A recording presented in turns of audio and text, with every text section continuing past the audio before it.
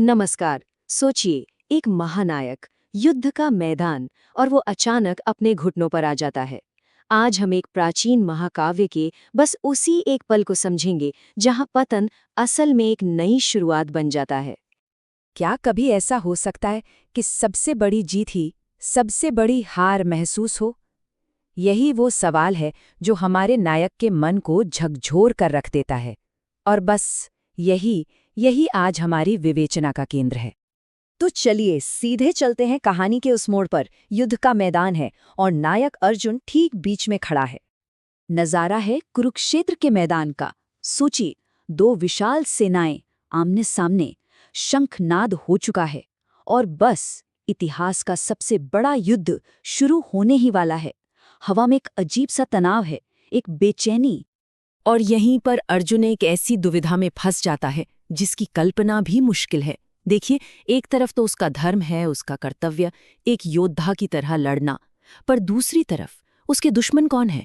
कोई और नहीं बल्कि उसके अपने ही लोग, दादा, गुरु, भाई, दोस्त, सबके सब। तो बाहर जो युद्ध चल रहा है ना, उससे भी बड़ा एक युद्ध अर्जुन के मन के अंदर शुरू हो जाता है। और सच कहूं तो यही इस कहानी का असली दिल है, वो पल जब अर्जुन को जीत की असली कीमत समझ आती है। और बस उसी एक पल में इस भयानक दुविधा का बोझ इतना ज्यादा हो जाता है कि अर्जुन का मन पूरी तरह से टूट जाता है, बिखर जाता है। उसका सारा हौसला, सारा संकल्प, सब कुछ मानो धूल में मिल गया हो। और फिर अर्जुन के मुंह से जो शब्द निकलते हैं वो उसकी निराशा की चीख जैसे हैं। ये शब्द सीधे श्लोक से हैं। वो अपने सारथी, अपने मित्र कृष्ण से कहता है कि मुझे कुछ नहीं चाहिए, न जीत, न राज्य, न कोई सुख। सोचिए, वो हर उस चीज को ठुकरा रहा है जिसके लिए ये सारा युद्ध हो रहा था। और यहीं उसे एक बहुत बड़ी बात समझ आती है कि ऐसी जीत का क्या फायदा जो अपनों के खून से हासिल हो। ऐसी जीत तो पूरी तरह से खोखली है, बेमानी है, इसका कोई मतलब ही नहीं है। लेकिन रुकिए, कहानी यहाँ खत्म नहीं होती। असल में कहानी तो यहाँ से शुरू होती है। अर्जुन का ये टूटना, ये निराशा दरअसल एक बहुत बड़े बदलाव का दरवाजा खोल देती है। इसी पल को आध्यात्मिक जागृति का नाम दिया गया है। अब यह है क्या? समझिए, ये एक सफर का पहला कदम है, गहरे मतलब की खोज का सफर। और ये सफर अक्सर तभी शुरू होता है जब कोई बड़े संकट में हो, जब दुनिया की सारी चीजें बेकार लगने लगें। तो ये बदलाव हुआ कैसे? इसे 3 हिस्सों में देखते हैं। पहला कदम, अस्वीकृति।